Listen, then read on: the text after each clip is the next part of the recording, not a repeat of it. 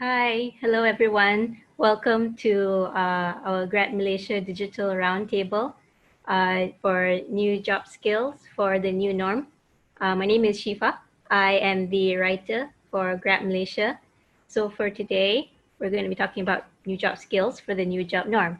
So for right now, within Zoom, we have about 57 participants currently. So I understand that many of you guys are still within university. Can I get a show of hands? Maybe you guys can type down in the chat if you guys are from MMU. Maybe you guys can say something, let us know that you're here. We also have quite a number of students from UNITA as well. So, thanks for joining us, all of you. For just a quick set of ground rules, make sure during the session you keep your mic and your camera turned off so that the session can go off without a hitch, all right? And also for those of you within Zoom, if you have any questions to ask, feel free to type it down in the Q&A box below.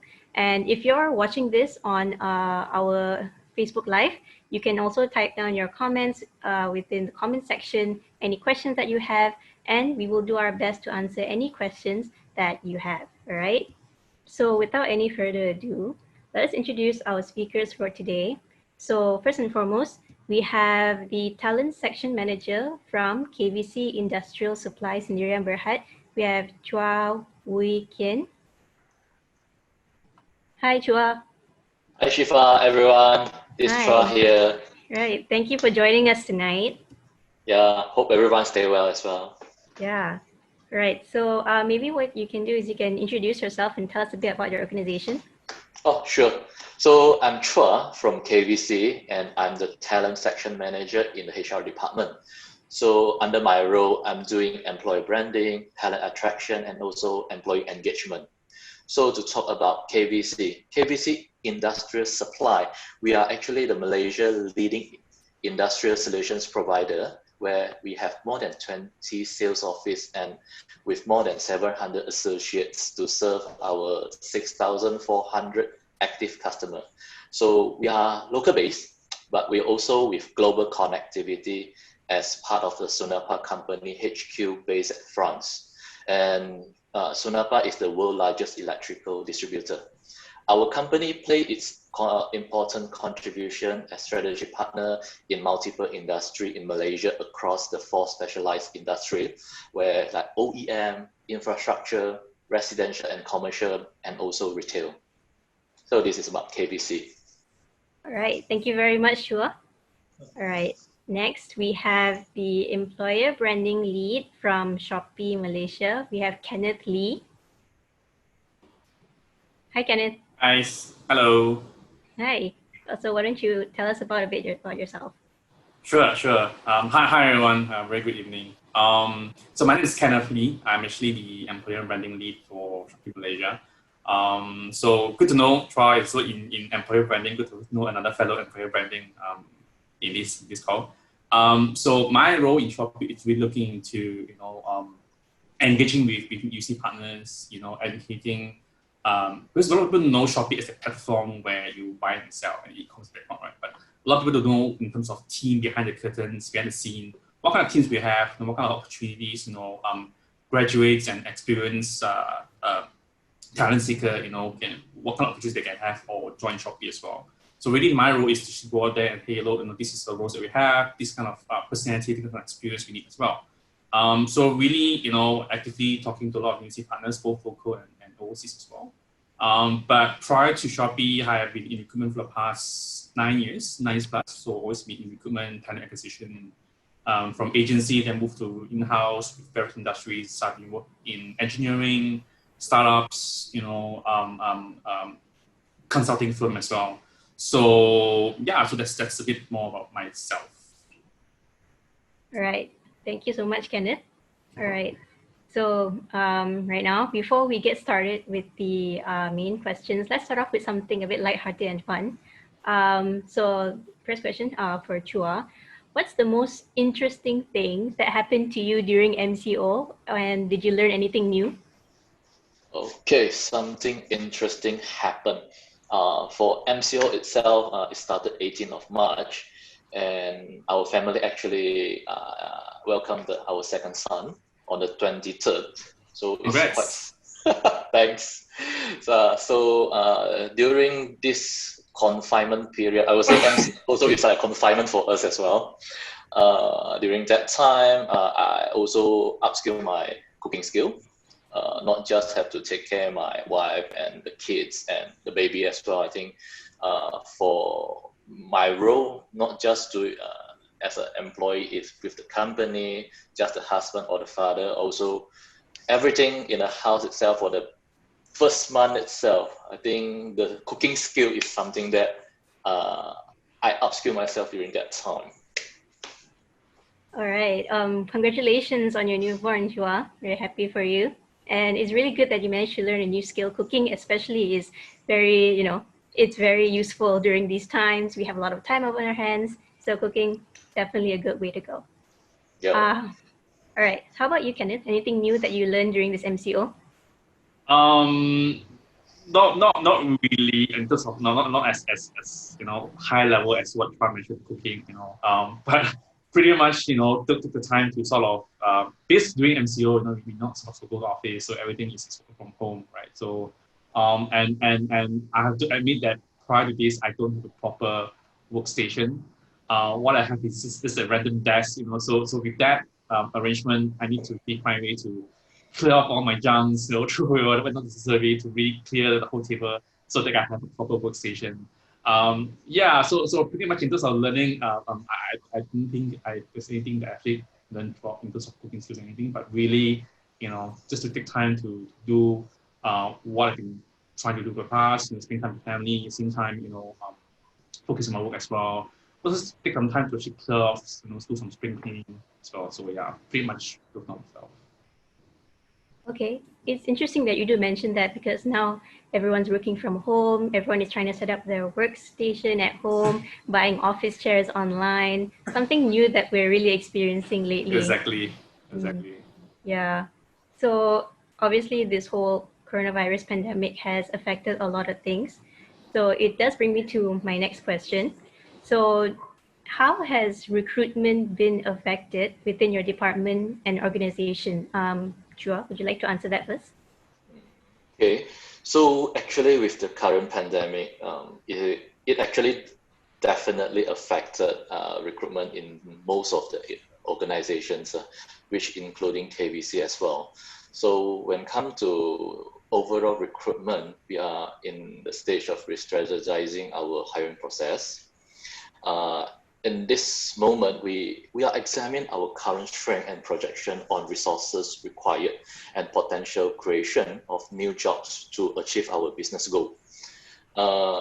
When it comes to recruitment also, when it comes to MCO, CMCO, even currently recovery MCO itself, our ministry also advises, encourage the company to go for virtual interviews.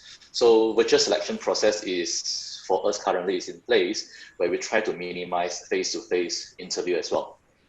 And when it comes to the selection criteria, definitely we are also seeking for the young talent now, which they are able to quickly adapt to the way that we work in KBC in this period of time. Internally as well, we are also actively reviewing our existing talent for potential stretch of assignments, reassign them for other roles, and only conduct focused hiring for certain skill gap that which are not available in the current workforce in KBC. Okay, interesting. It means that currently KBC is looking for young talents, perhaps fresh graduates, students who wish to join your organization, they can do so because we are slowly entering the recovery phase for MCO, thus things are slowly getting better. Yes, correct. All right. Okay, Kenneth, do you have anything to add? How does the coronavirus pandemic, does it affect the recruitment in your organization? Right. I would say it really affected in terms of our hiring because for us it's still business as usual. Yes, you look at the team itself. Certain teams, the hiring may have spiked slightly. Like for instance, our operations pretty much meet the demands, and since now that a lot more Malaysians are slowly shifting into e-commerce, for their essential and staple needs. But other than that, overall as a business, we are still hiring. Even throughout the whole MCO, CMCO, we have new joiners on board as well virtually.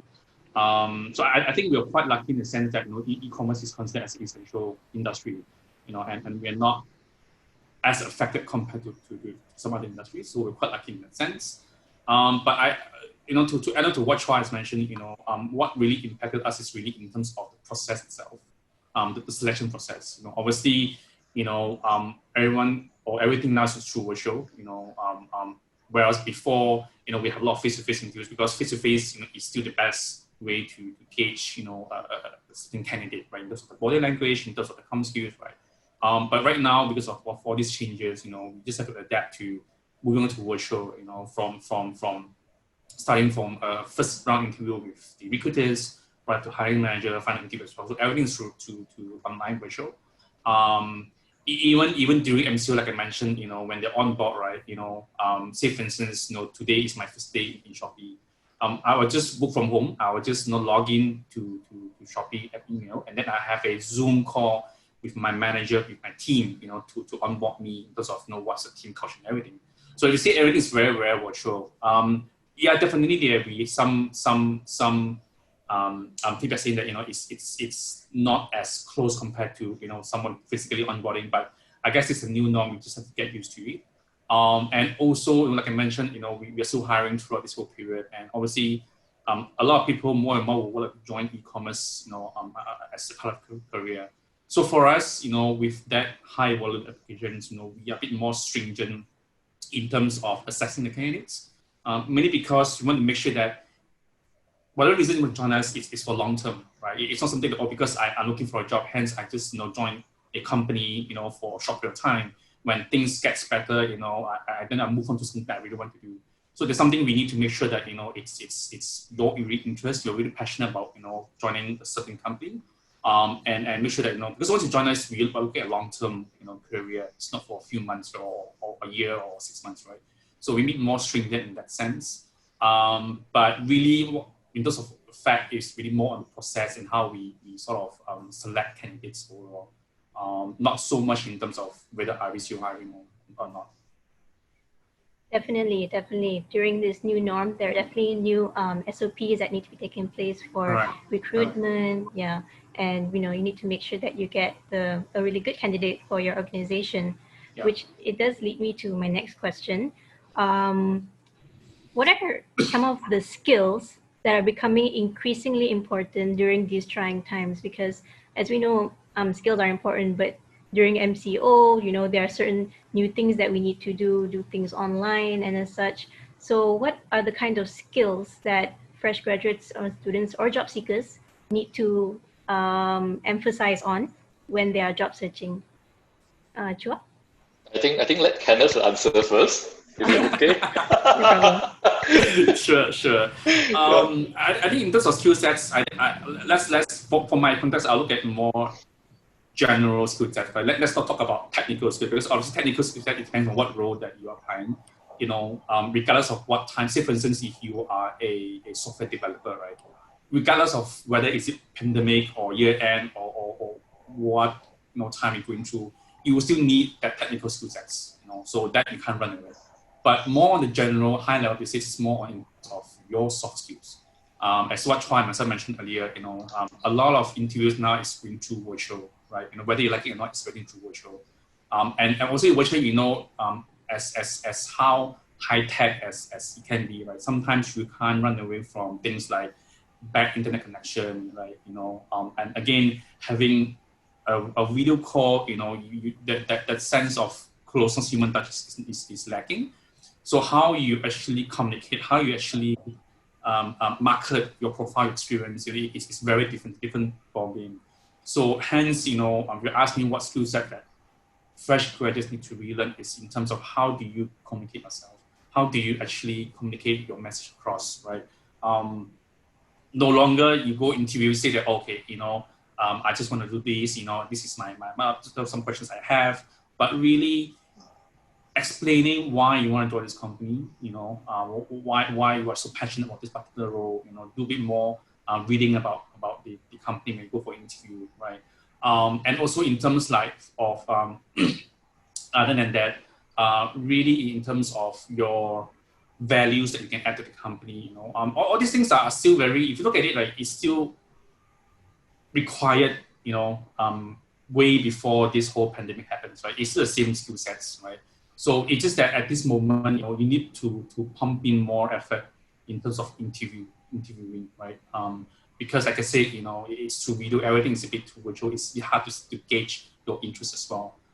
So really, it's again, more the soft skills, and show a lot of interest, especially when you're going for interview. Because I have seen a lot of students, in the past few weeks, having virtual course and everything.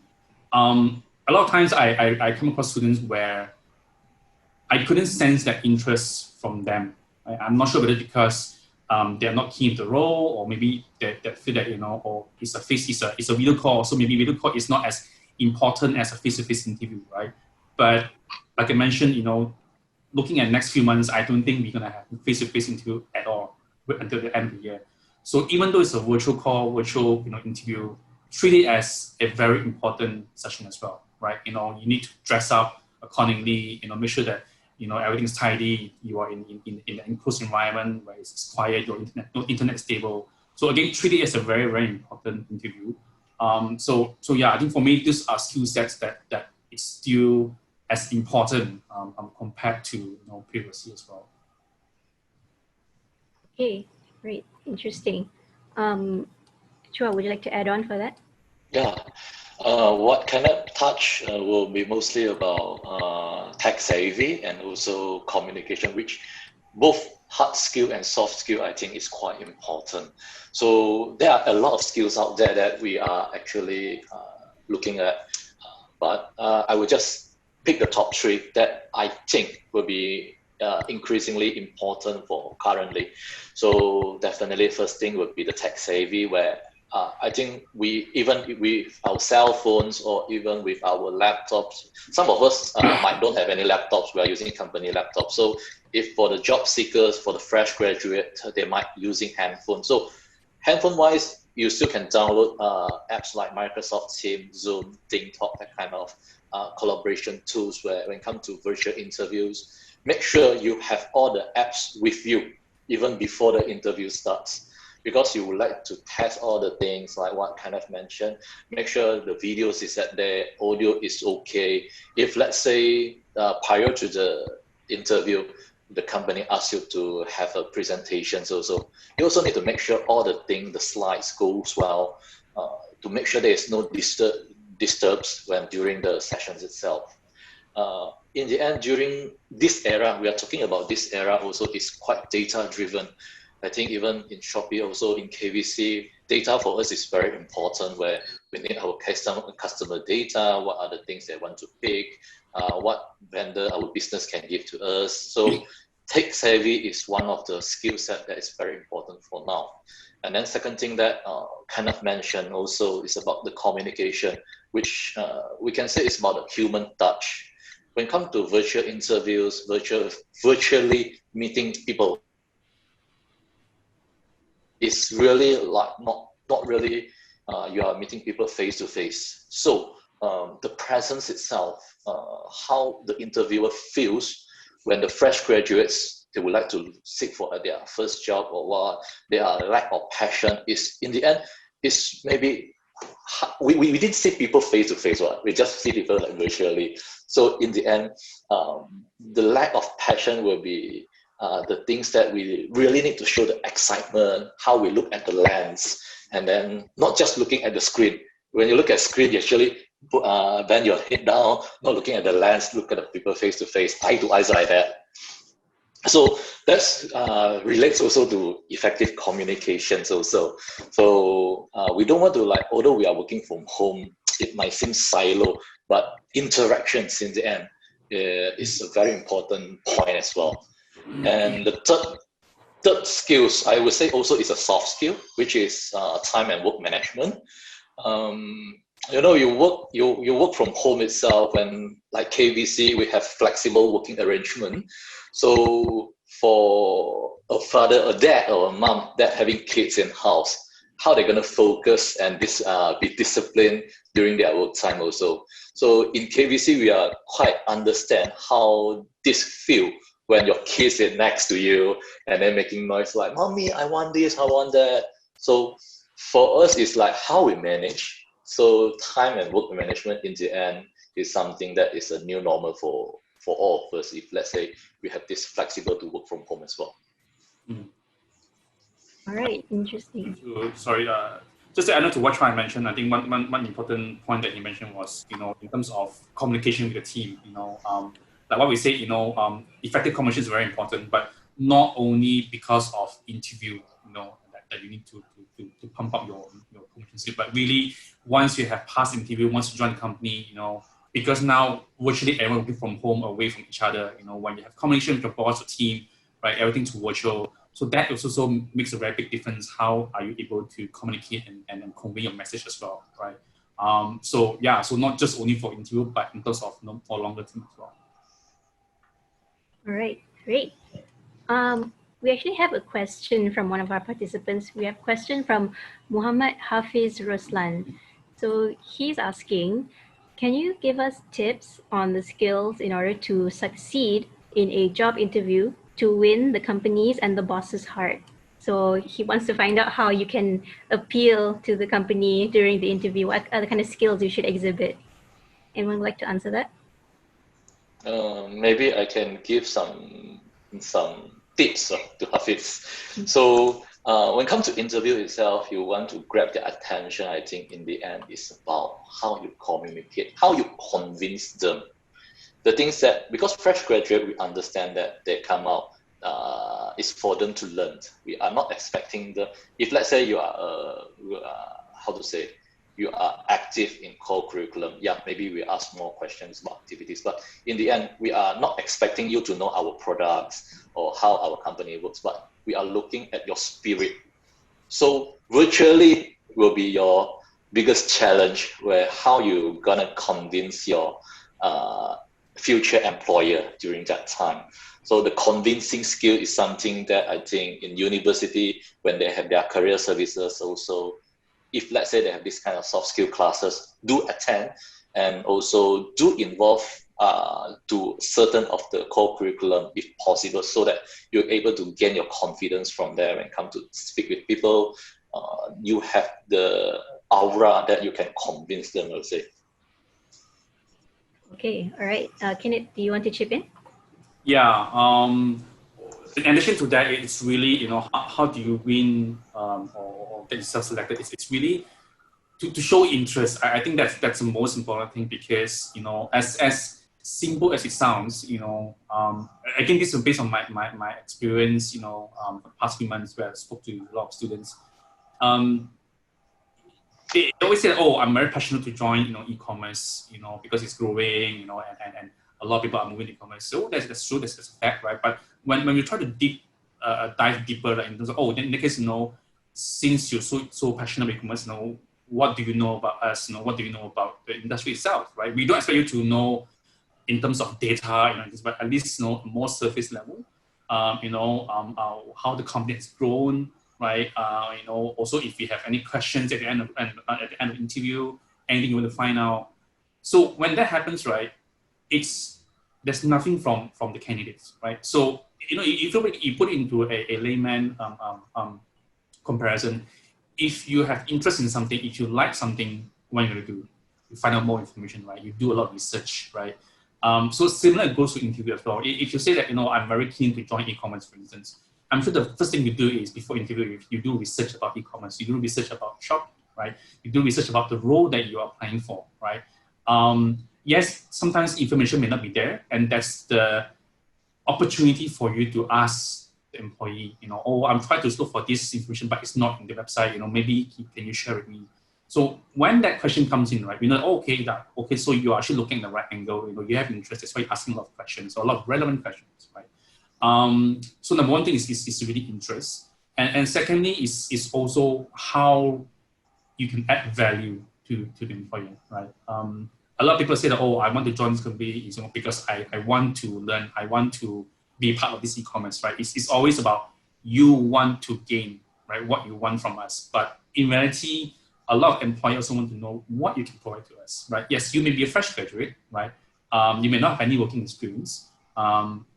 If you've done any internship before, yes, you can share the internship experience. But if you've not done any of those, you can share in terms of, because my personality fits in this kind of role. In my extracurricular activities, I've done this and this. So, looking at the job scope, it may be relevant to that particular role, which can bring add value to it. So it's always both sides, right? It's not just why you want to join us, what you can gain by joining us, right? So I think these are two very important things that a lot of students are lacking nowadays. They always feel that if I dress up very properly, I have a very nice CV, if I can speak well, means, I can get hired. But in reality, you look at it, more and more graduates are graduating soon, right? You're not the only one. And you look at your course itself, there's so many people studying the same course as you, right? So why would an employer pick you and not your classmate, right? So it's really how or what you can actually provide to the company as well. So these things are very, very important, which I think, regardless of what era we're in, is something that we should not overlook. All right. Okay. Thanks, Kenneth. Okay, so we have another question here. We have a question from Naim Zafran. So he is asking, in terms of if a fresh grad were to possess certifications, for the example to give is certified public speaker, company project winner, would these candidates have a chance for bigger responsibilities within the company should they possess these kind of certifications when they join the organization? I guess it really depends on the role itself, right?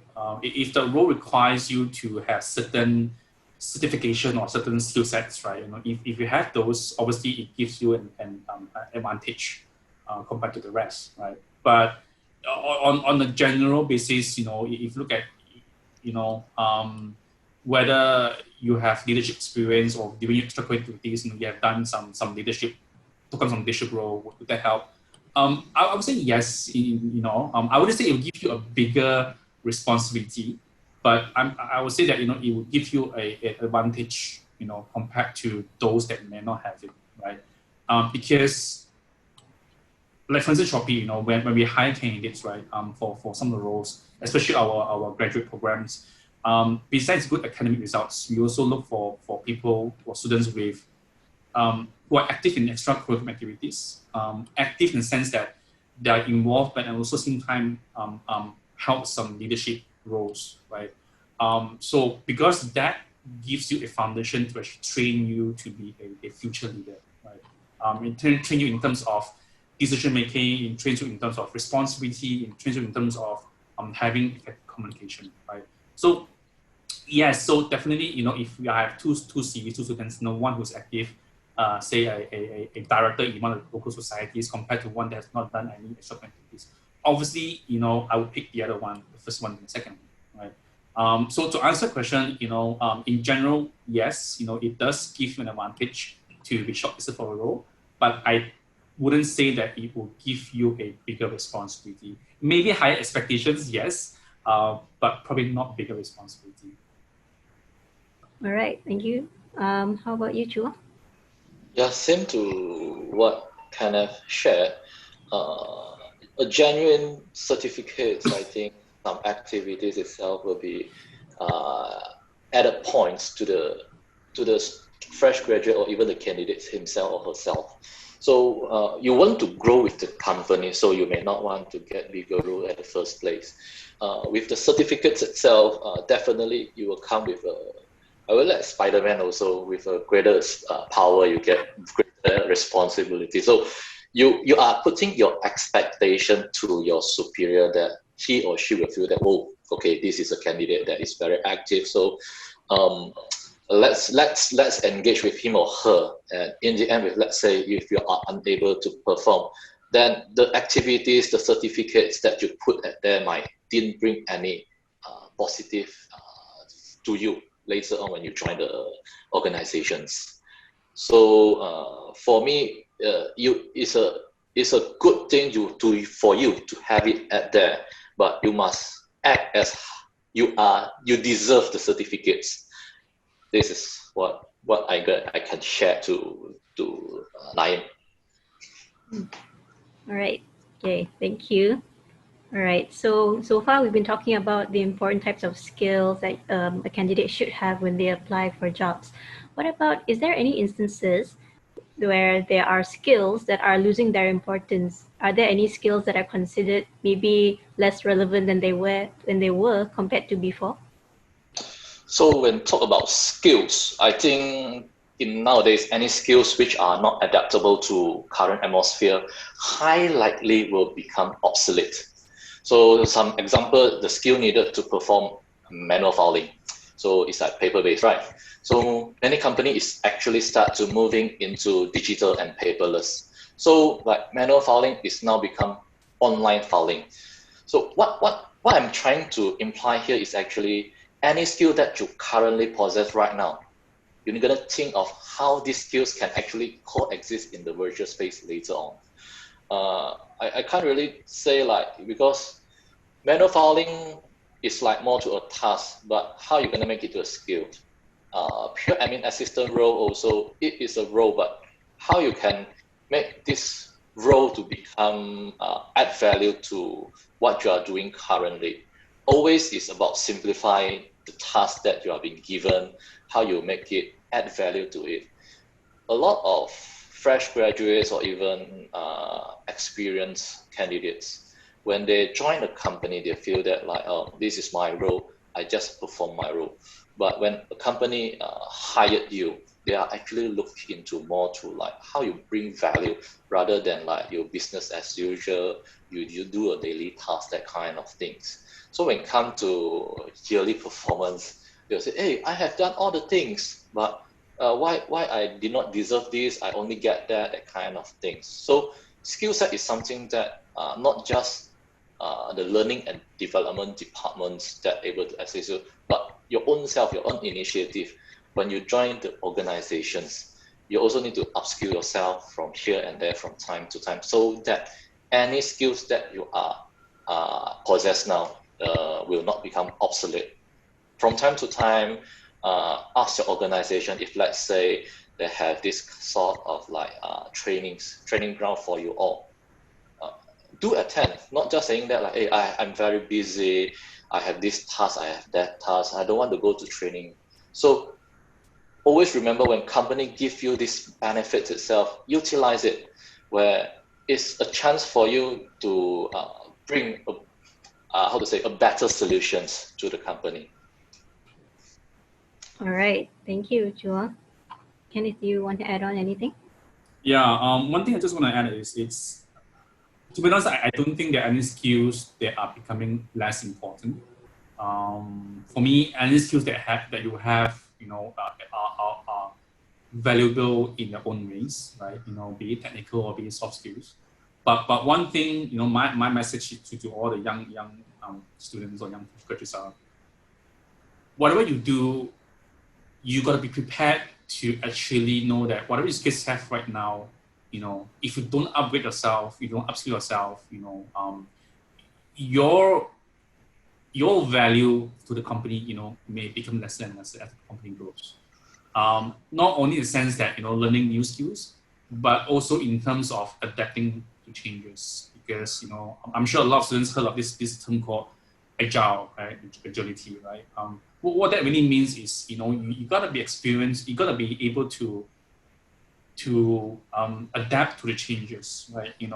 Adapt to automation, adapt to digitalization, right? As the company grows, like I said, looking at the COVID-19, for instance, as an example, right?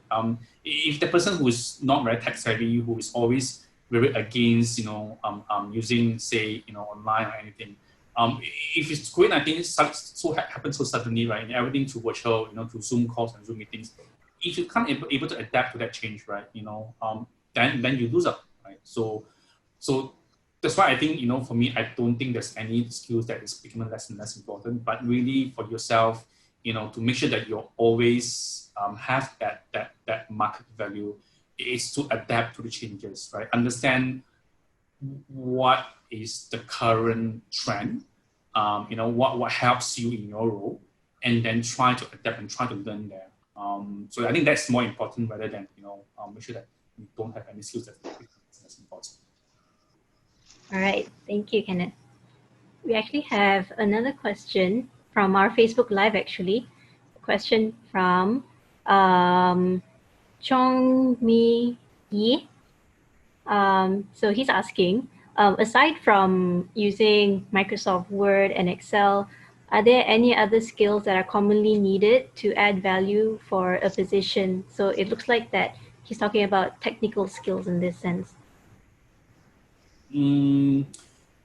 So besides Microsoft Word and Excel, is that right? Yeah, correct.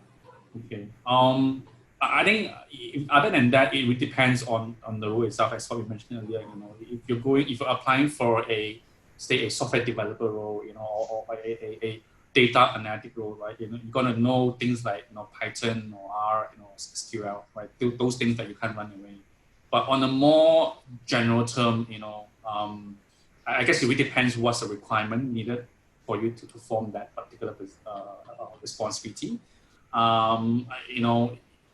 Yeah, so for me, it's a bit hard to give you a specific answer what kind of skill sets or kind of technical skills that you would have. But if you look at Microsoft Office itself, I think Word and Excel are some of the more important ones, because a lot of roles require you to do or have experience in Excel. In the sense that formula, VLOOKUPs, right up to macro as well. So these two, I think if you are in sort of a advanced level, especially in Excel, that can actually bring you to a lot of opportunity workplaces. All right, that's great. So it's something for students and fresh graduates to take note as well when they're applying for jobs, correct? Okay. Chua, do you have anything to add? I think same like Kenneth also, it really pretty much depends on your role itself.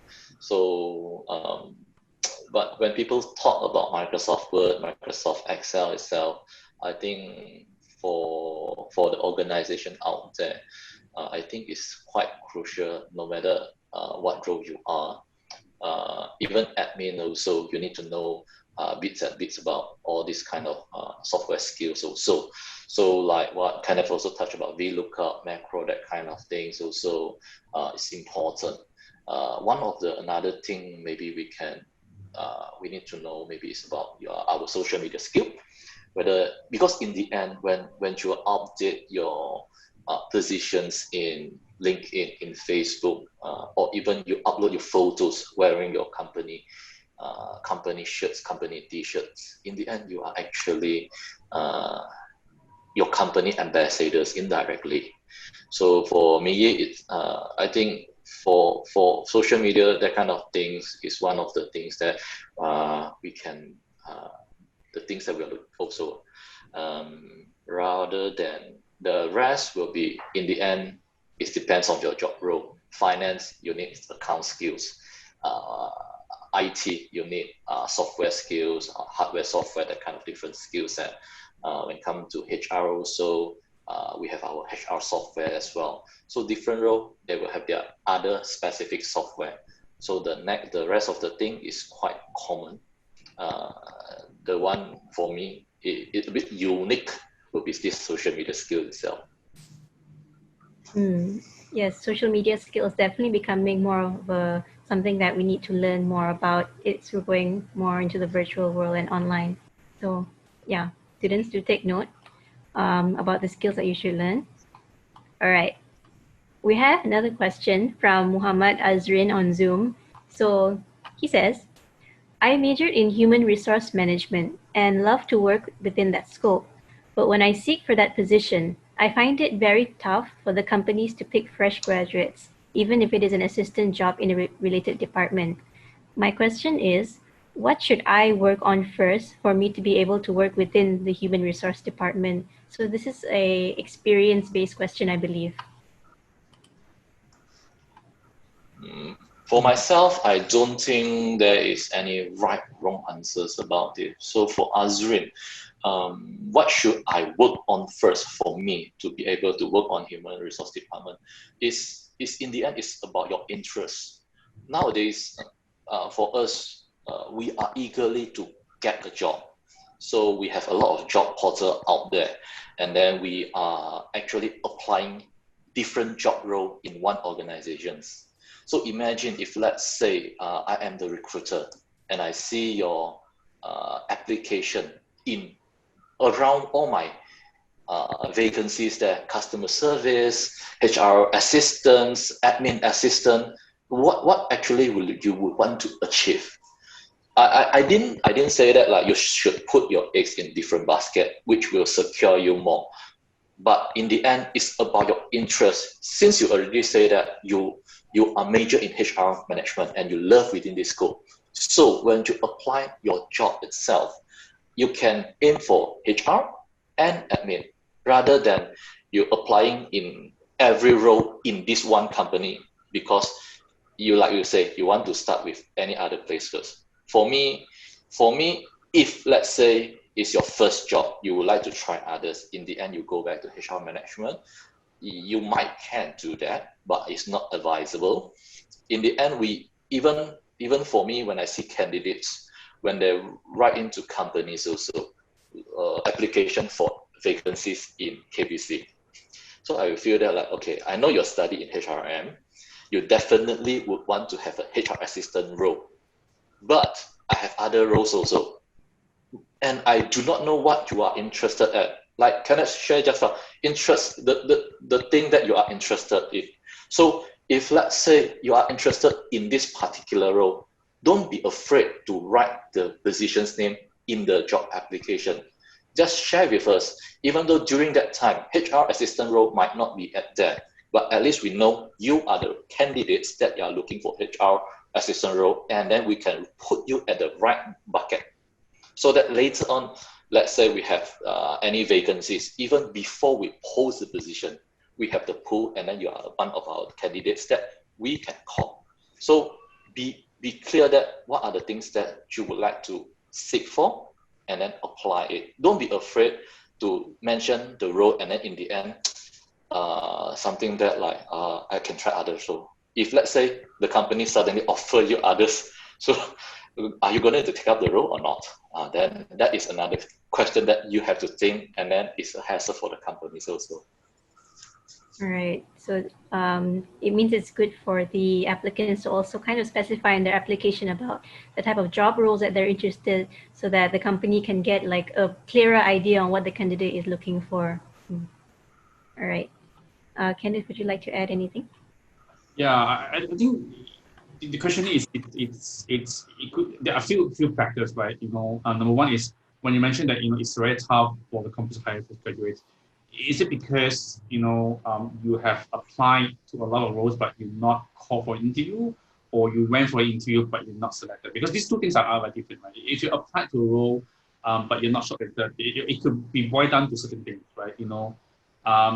Like what Chua mentioned, your application may not be as informative. You just apply to every single role that the company has, right? Be it payroll, be it HRBP, be it admin, just apply to every single role.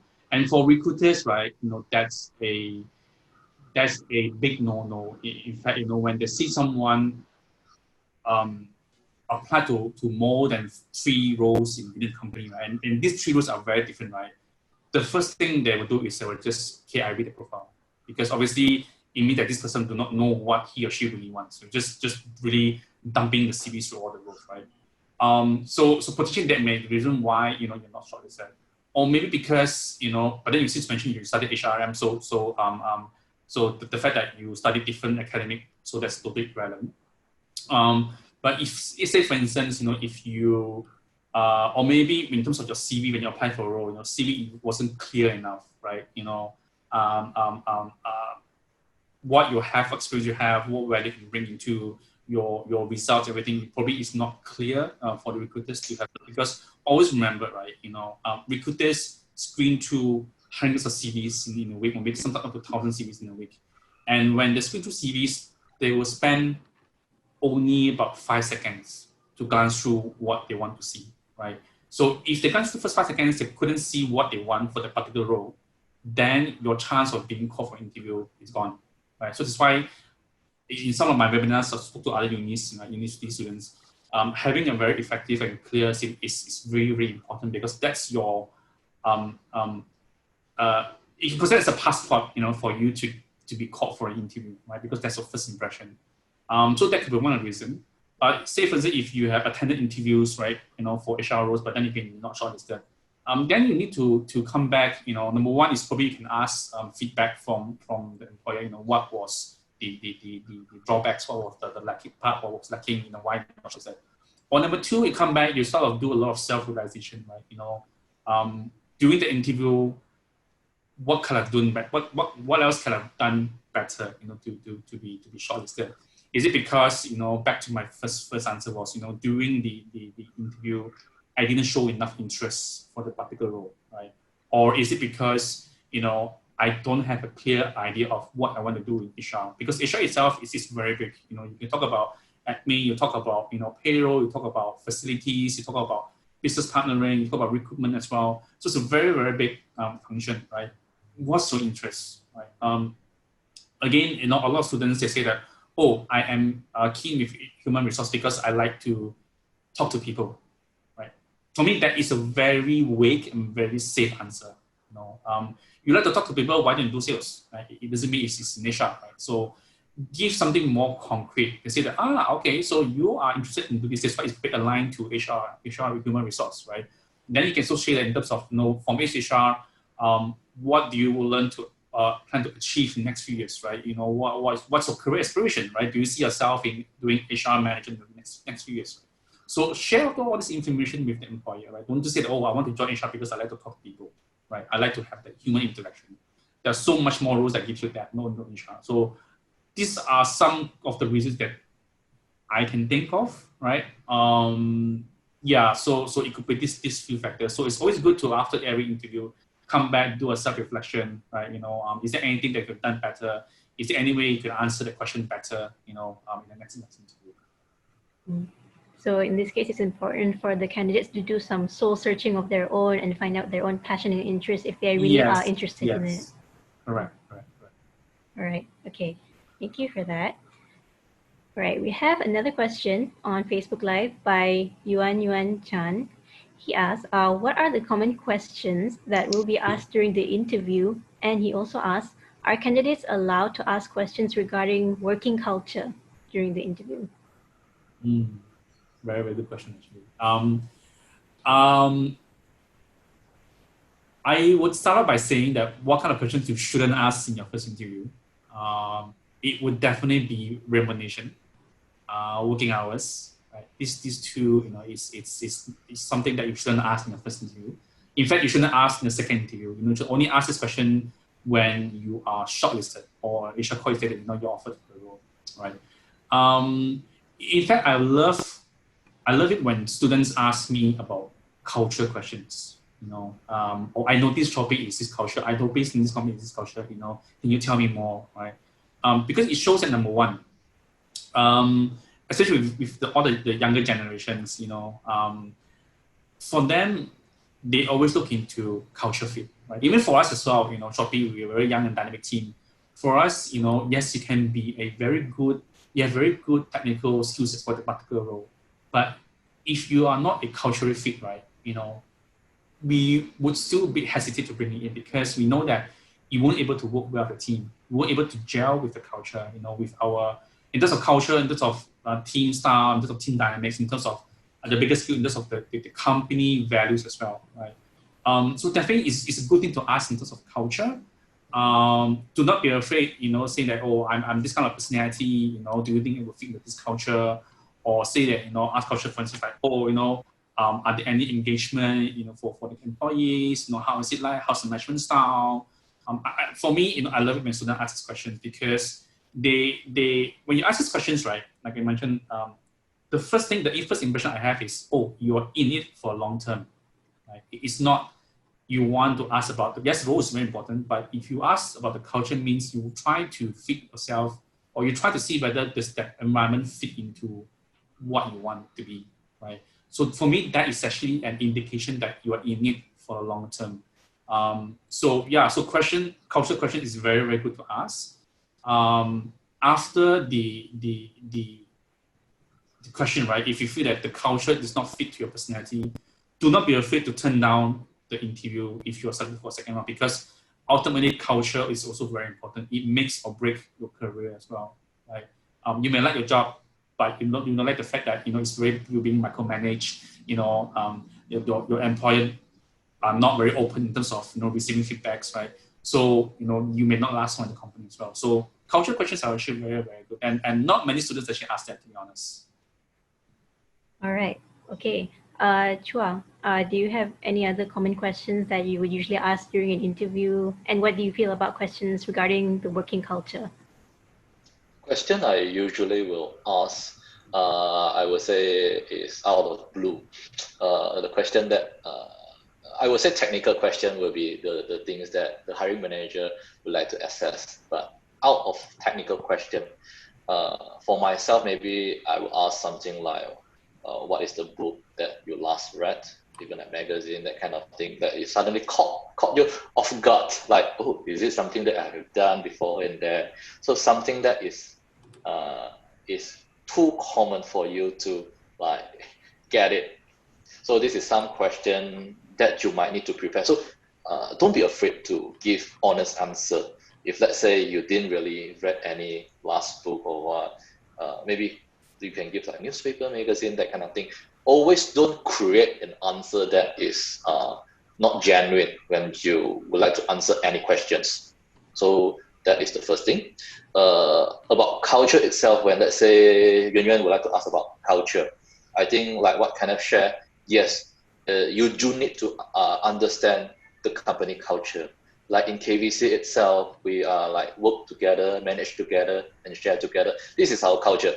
But so when you hear it, is it something that you are looking forward or not? Or other companies, they have their other core values.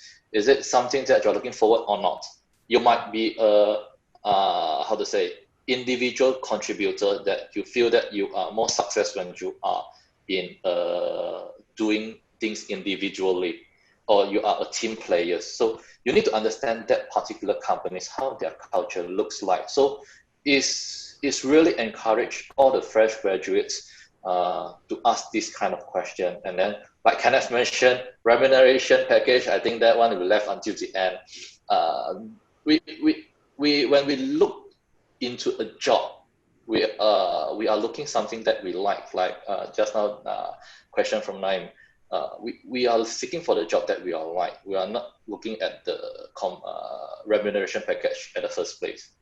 We are looking for the names itself or even the roles itself. So culture, yes, you need to ask. Any other question that challenge you? What is the role? What do I expect from this role? Is something, the question that you need to ask. So we'll prep you for your own self before you are successfully hired, and then before you join the company. At least you have some ideas. So the role, the task itself is something that I believe you can ask. Align, I would say, align your personal values with the organization's value as well. Yes. All right. Thank you, Chua. All right. We have a question here from Wong Ziao. He asks, do companies usually have trainings for fresh graduates, and how frequently do companies arrange training and upskilling programs? For training itself for fresh graduate, maybe I take the question first, I can. I would say, like I shared before, you are a fresh graduate. When you are hired, we are actually looking into your attitude. So for the first, I would say, first 1-2 months, we might still will hold your hands. But most of the training nowadays, either is through online, e-learning, like what KVC we have, or on-job training, which is the most common thing happen in most of the organizations.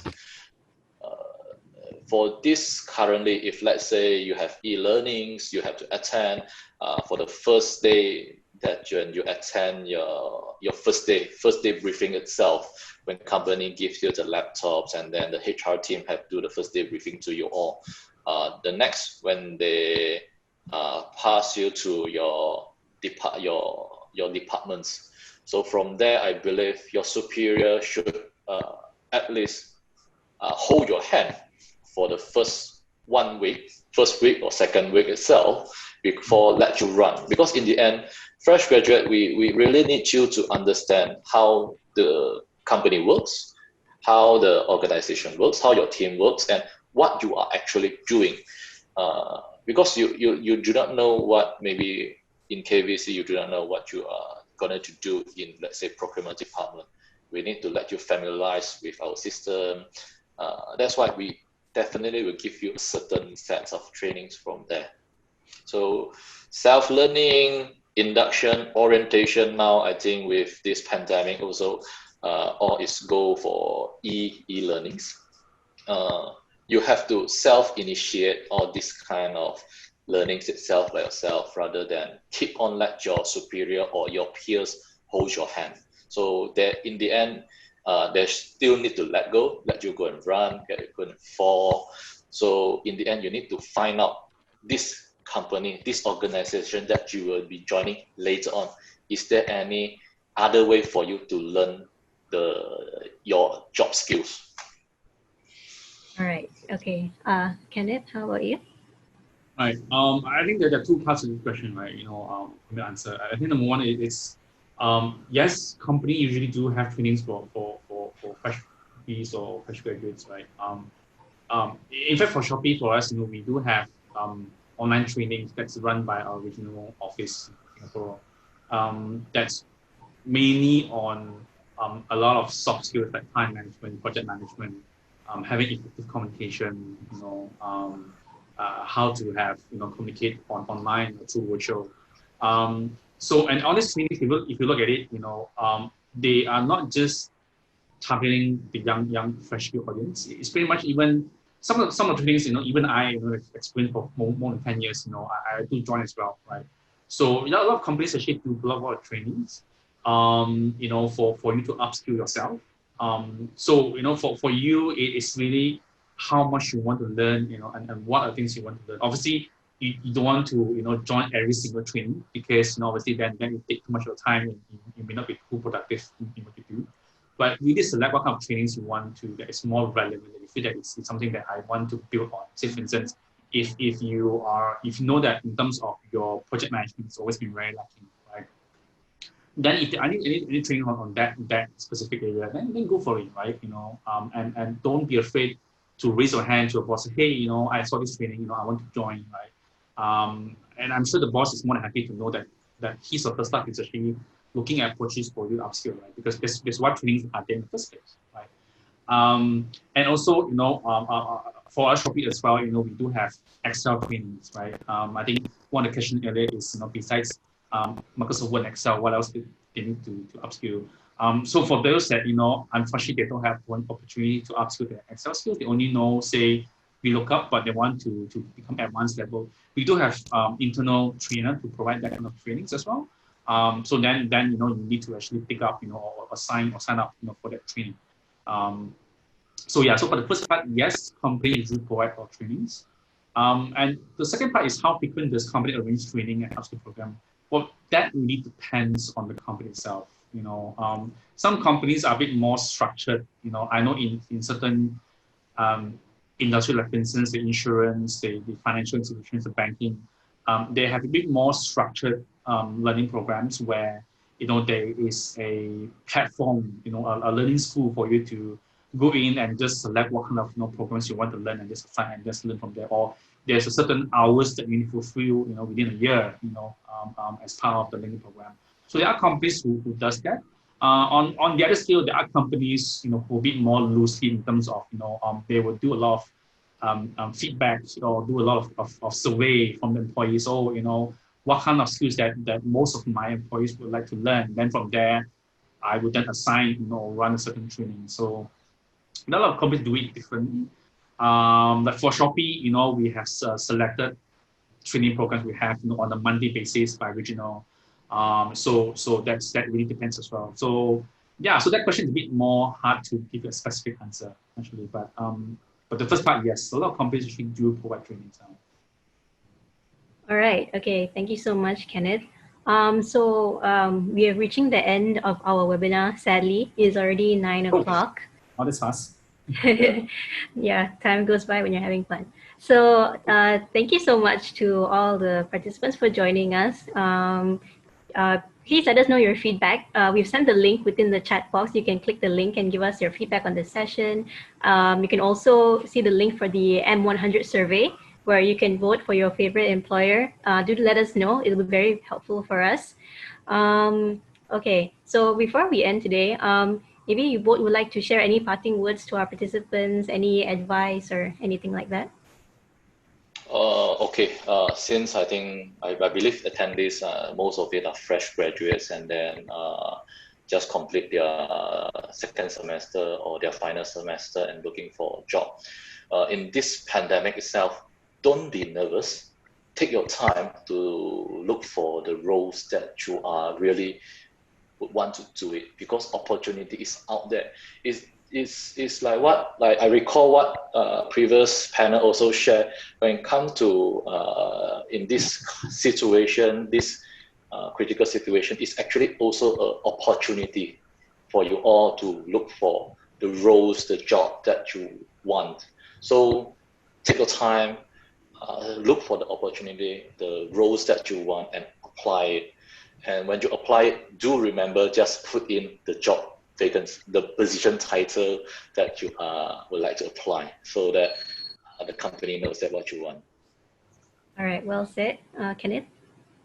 Yeah, just two things. Make sure that, the two important tips is really communication and interest, right? Or I would say, passion about the role that you join. As all fresh graduates, we don't expect you to have a lot of experience, a lot of working experience, right? In certain time. But what we want to see is your personality, your interest, how hungry you are, in terms of growing and then learning, right? And how do you communicate? How do you present yourself? Because at the end of the day, you can have a very strong passion, but you may not able to communicate or convey your message. Then it's a bit wasted as well. So I think for me, it's these two important things. Is really, passion, all can be interest, and also, having good communication skills. All right. Thank you very much, Kenneth. Thank you, Chua, for joining us for this 1 hour session. I'm sure they found your advice very, very useful, and you helped them to, encourage them to keep applying for jobs, no matter the situation, no matter what's happening. Thank you so much. No worries. Thanks for the invitation. All right. Thank you. Yeah, you're welcome, Bye. Shiffa. Bye. Thank you, you. everyone. Bye.